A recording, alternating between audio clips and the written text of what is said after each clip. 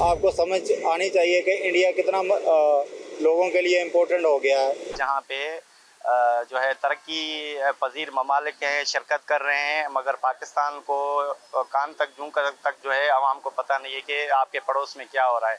ये एक ऑनर होता है उस मुल्क के लिए, जिस मुल्क में पूरी दुनिया के जो 20 मुल्कों के जो टॉप 20 हैं वो लोग पहुंचते हैं। ज़ाहिर है पूरी दुनिया में उनका चीज़ें जो है ना, लोग उसी अंदाज से देखते हैं कि ये आगे बढ़ रहे हैं लोग और उसमें काम कर रहे हैं। ने सारा कुछ होने के बावजूद वही कुदरती वसाइल जो इंडिया के पास हैं वही हमारे पास हैं, सेम डेमोग्राफी है, लेकिन आज हमारे हालात देख लें, इंडिया के देख लें। शायद हमें दुनिया ने जो है साइड लाइन पे लगा लिया है। अमेरिकन सदर गया, सऊदी अरब का शहजादा गया और इस तरह दूसरे सरबराह मुल्क आए तो पहली दफ़ा बड़े अरसे बाद आते हैं।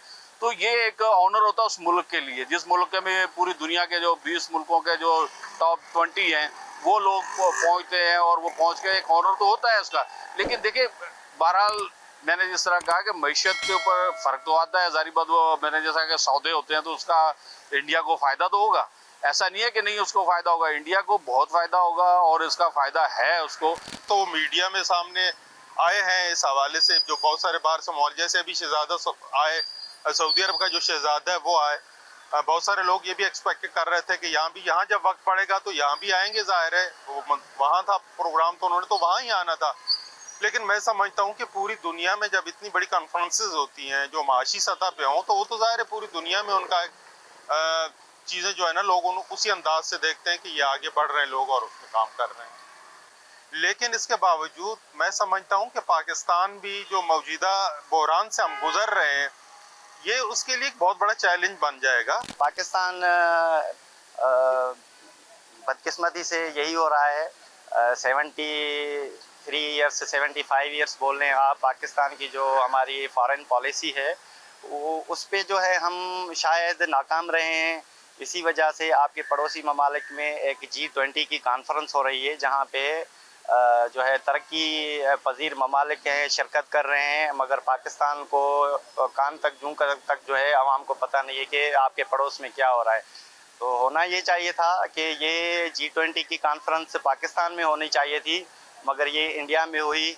उसकी भी यही वजूहत हैं कि हमारी जो फॉरेन पॉलिसी है और जो लॉ एंड ऑर्डर सिचुएशन है पाकिस्तान में, तो हम बहुत पीछे चले गए हैं। अभी लास्ट 10 सालों में, 10 भी नहीं कहूँगा, एक 5-6 सालों में हम पाकिस्तान जो है इकनॉमी में और सिक्योरिटी के हवाले से बहुत पीछे चले गए हैं। शायद हमें दुनिया ने जो है साइड लाइन पे लगा लिया है। आज हम अपनी इकॉनमी को डिफ़ॉल्ट होने से बचाने की कोशिश कर रहे हैं और इंडिया जो है वो वर्ल्ड की जो 20 बेहतरीन बड़ी क़ुव्वतें हैं उनके साथ खुशगपियों में मशरूफ़ है। तो मैं समझता हूँ इंडिया ने बहुत ही आला स्टेप लिया है ये वाला कि उनको ये होस्ट मिला है।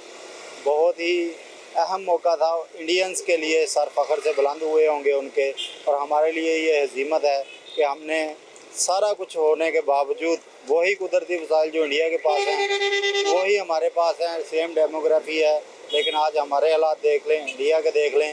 इंडिया की जो तस्वीरें आई हैं PM मोदी की मुख्तलिफ सरबराहान मुमलिकत के साथ, वो इंडिया का जो पॉजिटिव चेहरा है वो दुनिया में दिखाने में बहुत बावर हुए हैं। वहाँ पे सारी दुनिया के जो बड़ी 20 पावरफुल कंट्री हैं उनके सारे ममालिक पे, तो ज़ाहिर है जहाँ पे 20 ममालिक के सरबराह होंगे दुनिया के सबसे बड़ी इकॉनमी के, तो सारी दुनिया की निगाहें भी वहाँ पे ही होंगी। तो इंडिया एक मार्केट है। आपने देखा कि सऊदीया के जो शहज़ादा हैं, वलीअहद हैं, वो हमारी तरफ नहीं आए, लेकिन वो इंडिया ज़रूर गए हैं उस समट में कॉन्फ्रेंस करने के लिए। पहले इतलात आ रही थी कि शायद वो इधर भी आएंगे, लेकिन वो इधर नहीं आए। इससे आपको समझ आनी चाहिए कि इंडिया कितना लोगों के लिए इम्पोर्टेंट हो गया है। ख़ास तौर पे G20 ममालिक का वहाँ पे होना और बांग्लादेश को वहाँ पे बुलाया जाना, एक मैं कहता हूँ चंबे की बात है।